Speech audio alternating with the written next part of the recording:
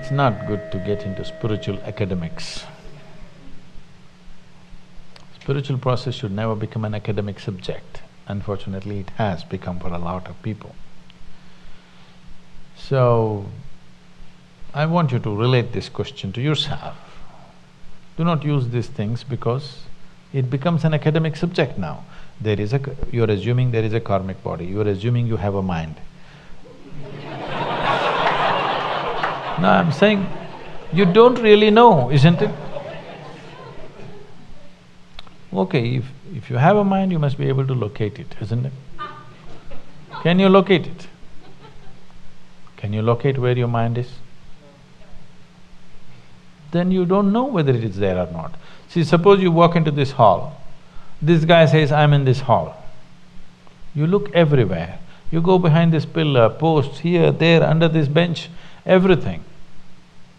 You don't find the guy. Do you have a doubt or no, whether this guy is in this room or not? Yes or no? This is the way, isn't it? So, you look wherever you want, there is no mind. Now, this is not just playing with words. You need to understand, if you want to explore this must come from your context, from the context of your experience of life. Only then it will come out well for you. Right now you're asking an academic question, anywhere you go the same thing, what is the nature of the Atman, what is the relationship between Atman and Paramatman? You've not seen Atman, you've not seen Paramatman. Why are you interested in the relationship?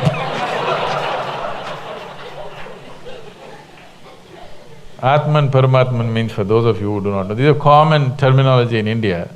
This means the soul and God. What's the relationship? You've not seen both. How do you know they have a relationship? Maybe they're divorced. If you look at the quality of life people are living, probably they're divorced, isn't it? So, don't go into academics of spirituality. Spirituality is not an academic process. It has to be an experiential longing to know.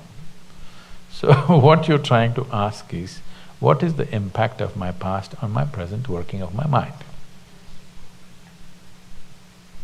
You tell me, can your mind function without memory? If I wipe out all your memory, would you have a thought? You have to build new memory, otherwise there will be no thought, isn't it? So that's a relationship. Without one, the other cannot exist. It's only because of the karmic memory, the mind is functioning. If there's no memory, how would it function? It wouldn't function for a moment. So if you have some esoteric idea of karma, drop that. Karma means just the residual impact of all the actions you have performed in your body, in your mind, in your emotions, in your energies. The residual imprint of that. So that is the karma. So without that memory, your mind couldn't even function. There's no such thing. It is from that this is all coming. Another way of looking at it is, there is no such thing as mind, there's just karma. There is a discriminatory buddhi, which is not mind. There is a discriminatory intellect. And there is karma, there is really no mind. There is a huge mass of memory. With a certain discretion, you can pick what you want. But if you don't have the discretion, they just run right within yourself all the time.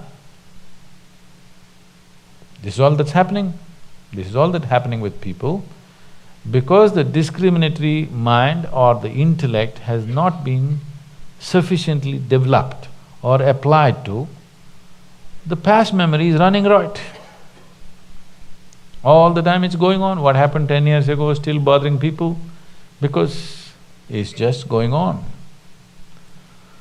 So, whatever ideas you may have, whatever intentions you may have, whatever ambitions you may have,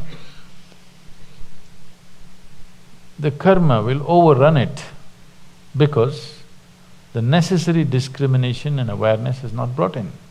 For this discretion, you need a certain level of awareness. Only if that is there, karma can be consciously used. Memory is not a bad thing. Whatever the memory is, whatever the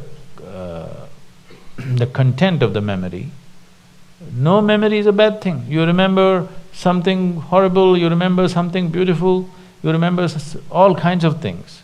This is not a problem. The problem is you do not have the necessary discretion to pick what you want when you want, isn't it? That's all it is, isn't it? So all the horrible things that have happened on the planet, usually only what horrible things that are happening, the news cameras go and take all this. It's on the film, it's stored somewhere in a computer. Is it biting you? No. If it is played here also, it need not bite you. Only if you react, it bites you, isn't it? The same thing here, it's all just stored and kept. If you react, it'll bite you. If you consciously use it, you can use it in so many different ways. It doesn't matter what is the recording.